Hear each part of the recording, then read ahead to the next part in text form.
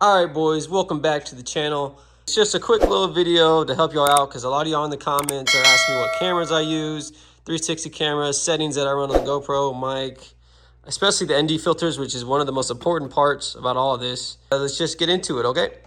First things first, before you buy a camera, the main thing you're gonna need, especially if you want a helmet mount, you're gonna need a chin mount. So they run you about 35 bucks. Best place, in my opinion, to get the chin mounts is from these boys right here at chinmounts.com. You can use code WillKidHill and you get 10% off that order. The link will be in the description. They'll have every chin mount for pretty much every helmet. If they don't have your helmet, shoot them an email and they'll actually go buy the helmet and make a mold just for you. Or if you want to use somebody else, you can as well. Okay, so once you got your chin mount, next thing you're gonna need, obviously, is a GoPro, okay? Guys, I'm telling you right now, you're only going to want the best. If you really want to value yourself and you want the best quality out there, I advise you to get the best out there. And that is either the GoPro Hero 10 Black or the new GoPro 11 Black. The GoPro Hero 10 is easily the best camera I've ever used. I mean, y'all can see by the quality of my videos how good it records and everything like that. The Hero 8 and the Hero 9 are really good, except I had a lot of problems with my Hero 8. It shut off on me. The batteries are really bad on it. And it just, I mean, if you have a Hero 8 or Hero 9, I'll go ahead, I'll drop the settings that I ran on my Hero 8. It'll be in the description. But as for the quality, guys, you're going to want a Hero 10 or a Hero 11. Now, once you buy the camera's not the only thing you're going to need. In order to record full videos and talk in the videos as well, you're going to need a media mod. Now, these are sold separately from GoPro.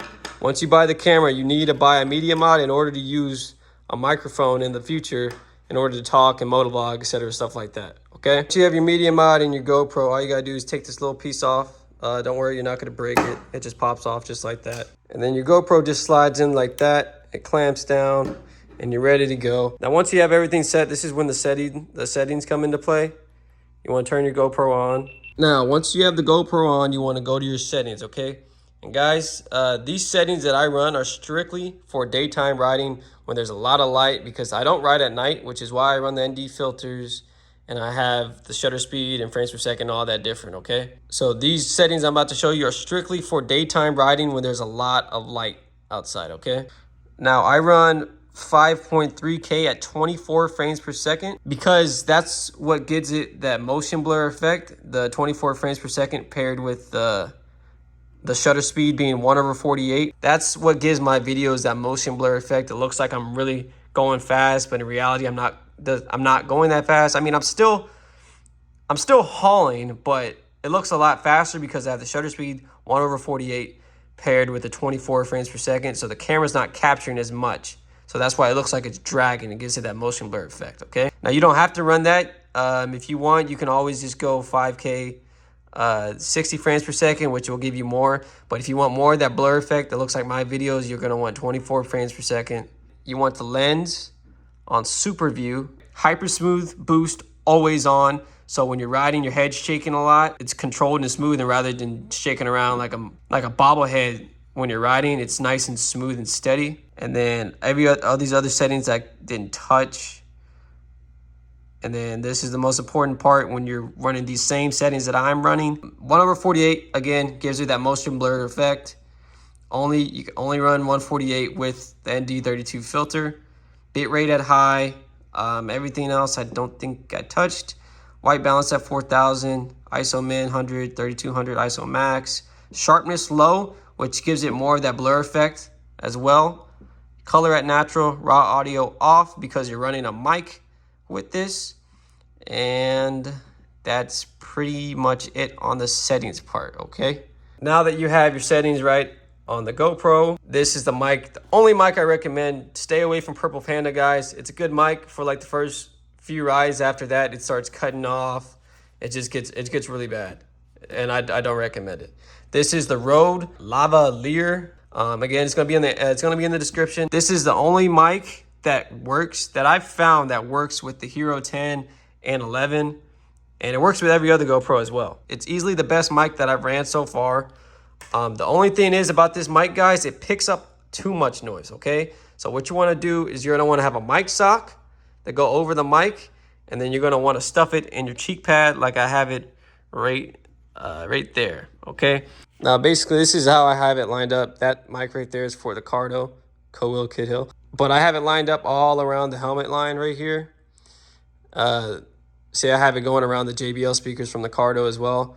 I took the padding out, I have it lined up, and then I stuffed the mic with the mic sock over it right there in my cheek pad. And that's worked out for me great. I have no issues. It doesn't hurt my face or anything like that. It's worked out great for me. And then once you have it lined up, you're going to want the length of it not too long, not too short coming out. So make sure you line it up real good in your helmet. Before I put it all together, guys, you're going to want some adjusty things. This is the main one you're going to want, okay? This one curls up to where you can have the GoPro tilted back, because when you put the GoPro on your chin mount, you're going to want that GoPro tilted back as much as you can. I can't stress this enough, guys. If you don't have it tilted back, you're going to be looking at your tank the whole time when you're tucked. It looks really dumb. Nobody likes that stuff. So I modified mine because the Shoei, it doesn't tilt back enough. So I bought some other pieces off of Amazon where I just modified it to where I can have it more up here and tilt it back more. So I'm gonna put it together for y'all so y'all can see what it looks like. All right, guys, once you have everything set up correctly, this is exactly what it'll look like. See how I have the GoPro tilted back? So when I am tucked, the GoPro's still facing up, so you'll be able to see ahead of me and not just looking at my gas tank like a goober or something, all right? And obviously the mic goes there. And good thing about the Rode, it doesn't need an adapter or anything like Purple Panda. It's plug and play with the Hero 10, okay? But that's exactly what it should look like right there. So when you're tucked, it's looking straight up, straight ahead. It gives you the full FOV of what the viewers want to see. You're going to want an SD card that has about 256 gigs worth of footage. That gives you about 4 hours worth of footage to film. To my opinion, if y'all can get more, get more. They're really expensive, like 80 bucks for an SD card, which is crazy. But I recommend the 256 gig one because GoPro only gives you like a 64 gig one, which is not fun because you can only record about an hour of footage, and that's not fun, okay? So get the bigger SD card. Again, everything will be in the description.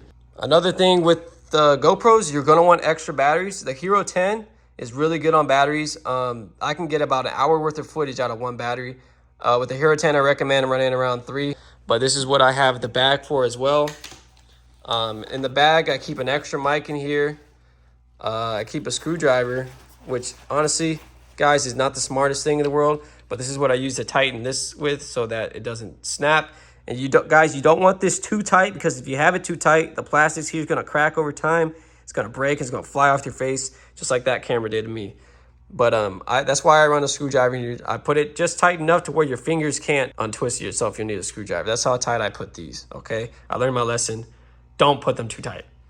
But I keep a screwdriver in here, which is honestly kind of a bad idea because I wreck. The screwdriver goes in my back. I'm probably paralyzed, but I'm already on a motorcycle anyways.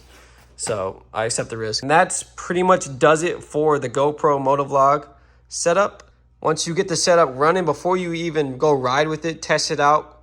Go walk in your front yard, talk, do a little test, 1, 2 here. Make sure everything looks good before you ride. I do it pretty much every time before I ride just to make sure everything's running well. It looks good. I go act like I'm tucking.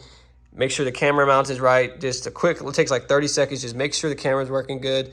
The mic's plugged in nice. The camera mount is tilted back so you can see. And just make sure everything's good, because it sucks when you go out there record. You recorded like an hour of footage, you come back home and the footage just looks like garbage. You don't want that, okay? Now, moving on to, if you want a different view of vlogging and stuff, this is the Insta360 1X3. Battery-wise, this thing's great.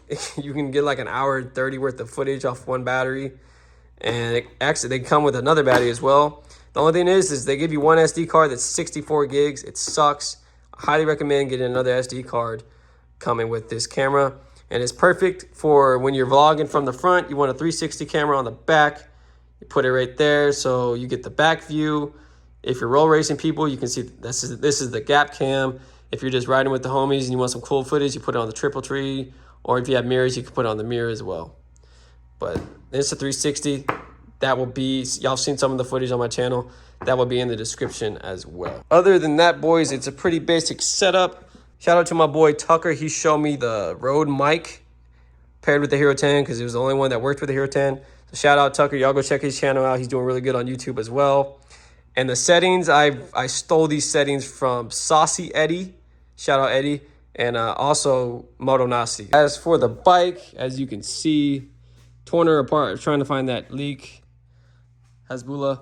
But the leak came from this radiator hose right here. The bike has 18,000 miles on it. So, I mean, it's going to have a leak sometime. So, yeah, it's came from this main line radiator hose right here. It's coming from this little connector piece, I guess you can say. But good news is it's only sweating. It's not spraying a lot. It's not leaking really bad. It's not swelling or anything. So I can still ride on it. I'm just going to take it easy for these next couple videos. If I do ride on it, I'll go out with Mez and them and just have a little fun time. But I'm not going to hammer on her too hard. But I ordered some new Samco radiator hoses. They should be in about next week. So I'm sorry if I don't upload here in the next couple of days after this video. I'm waiting on these radiator hoses that might not come in. And I don't really want to ride this bike too hard before I meet up with Jack, Fastlane D, Mez, and everybody like that, okay? The bike's down. The videos are coming. Once I get these hoses fixed, we'll have a good time, boys. I'll bust out these videos again.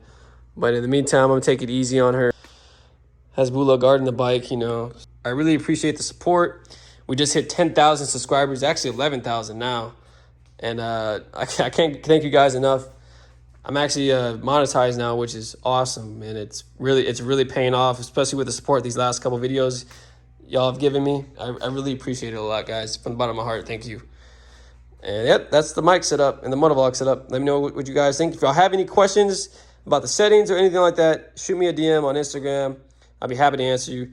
Other than that, boys, if y'all made it this far in the video, say Gangster Hasbulla in the comments. I'll see y'all in the next one.